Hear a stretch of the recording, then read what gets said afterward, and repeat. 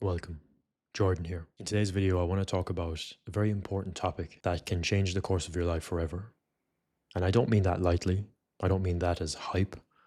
I mean that as real truth from what I've experienced in my life and from what I've just witnessed across many, many clients over the last number of years. And that is reparenting yourself for deeper love, deeper connection, success, fun, and just an overall higher quality of life. So, what do we mean by this? Well, when we're talking about reparenting yourself, we're talking about working with the inner child that is within you and you as a conscious adult right here in this moment, parenting yourself, that inner child within, the way that you would have liked to have been parented growing up. When we go throughout our life and we are raised in certain cultures, society, there's a lot of emotions around where we grew up. Our parents have certain perspectives and mindsets that may feel limiting, and we start to form an identity of who we believe ourselves to be. And that causes resistance and friction throughout our life if it is not aligned with our true, authentic self. So, this is not to blame your parents. That is the last thing we want to do here, because they simply played a role in your life to help you arrive at this point where this is something that can help liberate everything within you. So it's not their fault. We're not blaming anybody here. We're seeing it all as a neutral experience.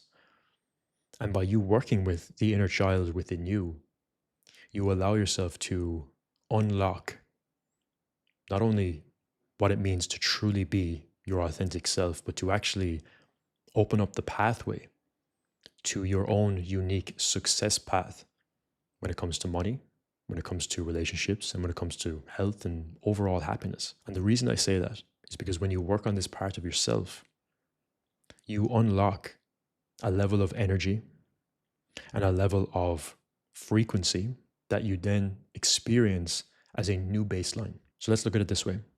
It's like we all have a baseline level of happiness, finances, success, all these different things that we desire to experience in our life. And when we are carrying things from the past, perspectives, energy, emotions, and belief systems, that baseline is our baseline. So no matter how good life gets or how bad life can appear to be sometimes, we will always come back to that baseline. It's like a thermostat. It's like a set point that will always bring it back to the average. When we do the work with the inner child and we release these belief patterns that are not serving us anymore, we move through the emotions that are attached to those belief systems. We learn to self-regulate our nervous system for new levels of safety in a higher level of finances or more love or whatever the case is. We raise our baseline for what we experience as a default. Working with the inner child, what we're really speaking about is using things like meditation, visualization, the breath, to go back into those moments of where a belief system that may be limiting was formed, such as, I am not worthy, and going in as your adult conscious self and speaking to that part of you to be able to see the lesson, to be able to understand deeper why this is happening, and allow yourself to feel the emotions that may not have been felt from that moment. It's only then where that belief system that may be limiting gets to be reestablished and reformed, because many people will tell you you must go off and change your belief systems. And that's helpful to a degree, but it's likely that you may have come across that or you may have tried that. And again, we're kind of stuck in our mind. We're like, okay, I got to change my belief, so I'm going to tell myself this new belief every day. And yes, that is helpful. It can be very powerful. But in those moments, especially when we're dealing with deeper things that hold a lot of weight and that have held these belief systems in place, that energy also needs to be released and transmuted, which is why feeling emotions is actually one of the most powerful things that you can do, because you allow that belief system to be seen, that part of you to be seen, and from there, it's easier to unravel it. Otherwise, you're telling yourself an affirmation or a mantra without actually releasing the root of what held that belief system in place in the first place. So when we're not getting to the root, we're just trying to stack words intellectually on top of emotions that are still not released. When we work with the inner child, what we are allowing ourselves to do is to see a part of ourselves that did not get acknowledged, that was not seen, that was not valued, that was not heard in those moments. It's a unique situation for everybody. But what we do when we go into these things is we take a courageous move towards that liberation that's on the other side. And there is where the identity shift can happen, because when you release those things and you let them go, you become more of who you truly are. Because think of it this way: your inner child runs up to you many times throughout the day with emotions or with things that are going on, fear, doubt. And oftentimes what we do when we experience fear, doubt in those moments is we try to remove it. We try to get rid of it, push it away. It's like pushing away a little child that's just trying to be seen. And instead we tell it to just get on with it, or to just work harder, or to just forget about it because it doesn't matter. But what we're saying is that part of us doesn't matter. What we're saying is that part of us is not allowed to be here. So we reject it, we suppress it. And that causes more pain, more resistance, more fear, and overwhelming feelings of just not being seen. So the goal is to see ourselves. The goal is to transmute that energy, move it into something that allows us to liberate anything that is stuck. And that's when we start to understand what it means to be joyful. Because when we integrate the inner child, wow, that's when you experience the creative bursts. That's when you experience joy and happiness. Because think of it, the little boy or girl within you, if they are just not seen, if they are just neglected, if they are just stuck in fear, nobody's acknowledging them because nobody acknowledged them throughout your upbringing. And you're now not acknowledging them either. How could you experience joy?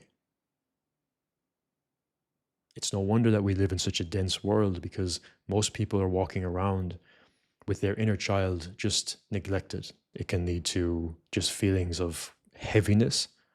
Then we suppress those things even further through more addictions and more scrolling on our phones and more alcohol or drugs or whatever the case is, because we just need to escape it. And it's not that we're coming from a judgmental place here. We've just never been taught how to do these things, how to navigate these things. But now we live in a world where people are aware of this, and there is a way out. There is a way to liberate it, and it can be as simple as just allowing yourself to feel, allowing yourself to see that part of you and to acknowledge it as part of you.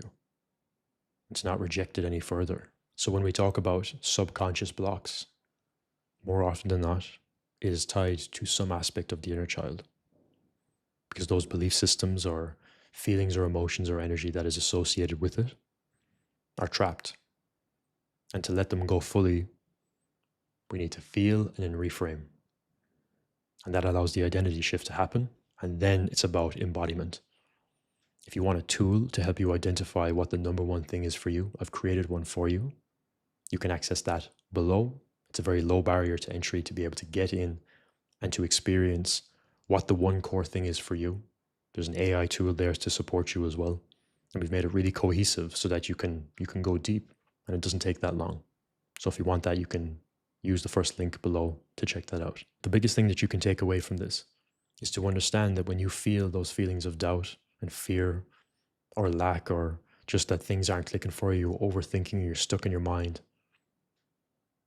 if you can take a second to put your hand in your heart and simply say, I see you.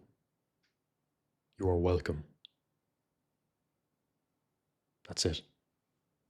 All you are doing is acknowledging a part of yourself. That is it. And in that moment, you can picture a little boy or a little girl in your mind that is just looking for your attention. And by giving them that attention in that moment, you start the process of building a relationship with that part of you that's been suppressed. And you can let go of the frustration and the resentment and the overworking and the trying to prove yourself and the overaction to attain a certain level of validation or whatever the case is. It's different for everyone.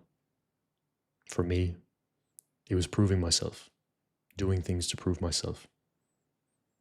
And when I worked with the inner child within, not only did I experience more joy in my life, more happiness, better relationships, but I was able to let go of the need to prove myself, because the need to prove yourself just comes from the little boy within that feels like he needs to do something to be valued. When you give that part of yourself some attention and love, you then let go of that need and you are free to create and express from a place of wholeness. And that is where you activate such a powerful part of yourself, because you do not need anything from anybody, because you've given it to yourself. That's it for today's video, guys. Hope you have an amazing week, and I'll chat to you soon.